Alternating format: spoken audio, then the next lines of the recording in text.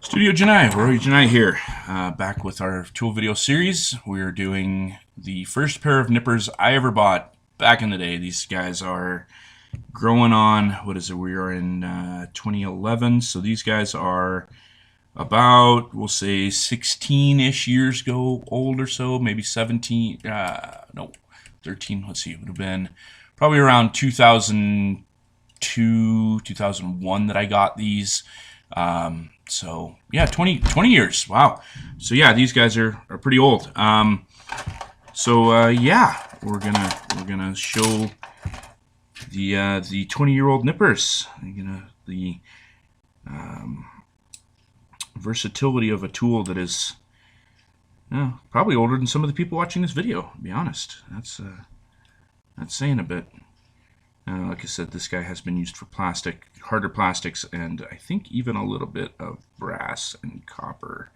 So there are some pits in this blade as well. I could probably stand to sharpen it. Maybe when I do a sharpening video, this will be the guy that I show. Then we need our PCF and our PCR again. We're making the opposite leg now, the opposite calf boot. There we go. That.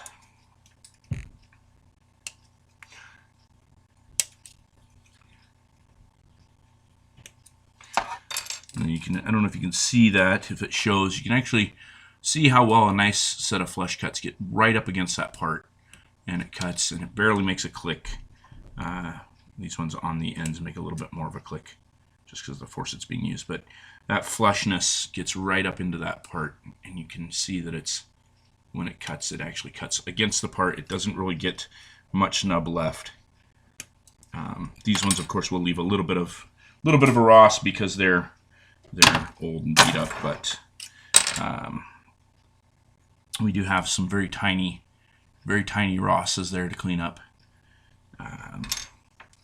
These ones are kind of pointed because these guys are really dull, so they're basically pushing the, when they're coming together, they're pushing the plastic and kind of pulling it a little bit when they come together. So it is creating a little bit of a stress mark, and you'll see with the next pair of nippers, which are newer, they're about 3 years old, that you don't get as much of that. But the cleanup on this is much easier because it's basically just that tiny little bit of slag that's kind of left from where it pinched that together. And the rest of it is pretty flush.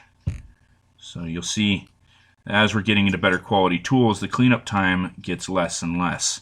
So if you're doing a speed build, you want the best quality stuff that you can get your hands on for doing the job, because then you can fly through it. You don't have to do the cleanup afterwards. You can just go to nippers, go to scalpel, and you can probably, even with nippers, you can probably avoid cleaning up even your PC parts on the inside. And that will also save you a little bit of time. So we're not trying to shatter any world speed build records here today. We're just showcasing different tools and how to best use them to get through your build. And why? Oh, did I not? Was that not PCF? Or did I try to put it in the wrong way? There we go.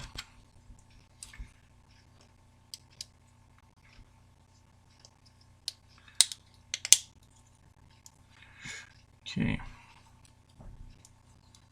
Oh, there we go. We got that guy done.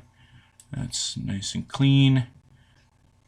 And hopefully that took less time than the video where we did those with a pair of, I want to say those were wire nippers, maybe? Anyway. So next video we'll be getting into better, newer quality nippers.